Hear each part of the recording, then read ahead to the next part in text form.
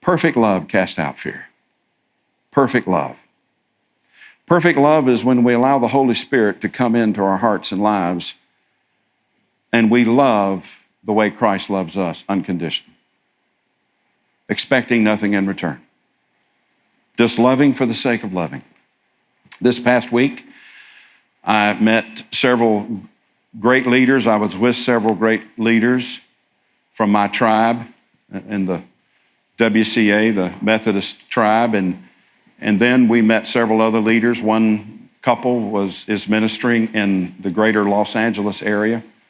He and his wife co-pastor a church. They've planted like some 52, 54 churches, and those churches have planted churches. But she was talking about, as she was ministering in one of the zip codes of LA, one of the poorest zip codes, she was walking and praying over the community one day, and she just felt God saying, I want you to do a community garden there. Now, when I hear the word community garden, all kinds of things flood my mind, and just think of this differently than you have maybe of any community garden maybe you've ever known about or been associated with. Because this community garden was about 1/3 of an acre in the middle of some very tall buildings, and it's right across from a brothel house where prostitutes stand on the street corner all hours of the day, all hours of the night. This particular land that she was going to get somebody to come in with a bulldozer and take off all the debris first and then have to get down to the dirt in order to plant anything.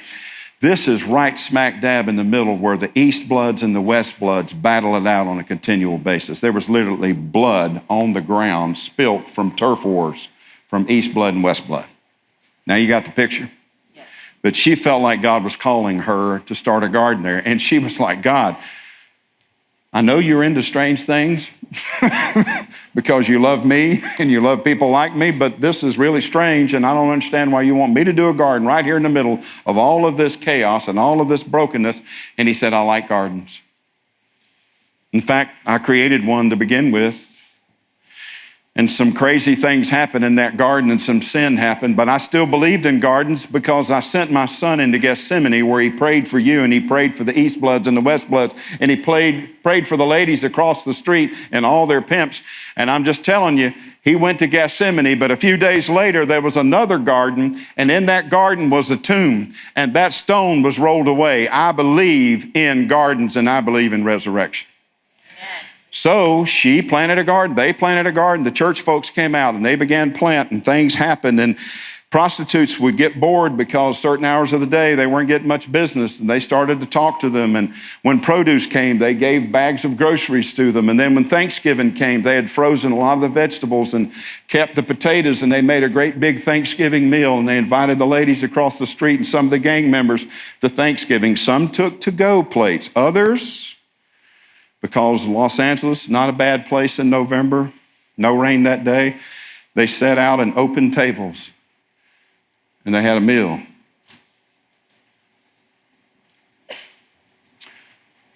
Two and a half months later, a girl came back to Deb, and Deb was out there in the garden just trying to get it ready for spring planting, and she said, do you remember me, Deb?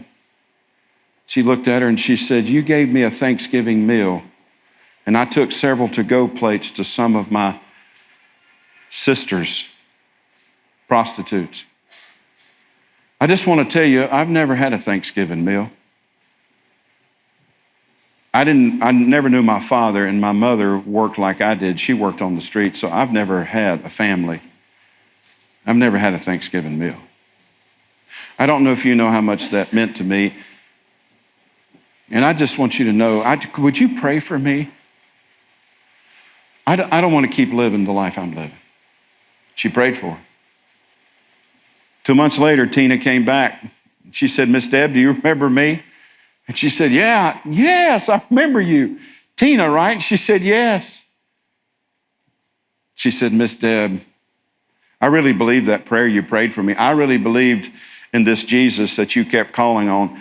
And I really believed in him so much, I asked this Jesus to do what you asked me to do, and I asked this Jesus to come in my heart.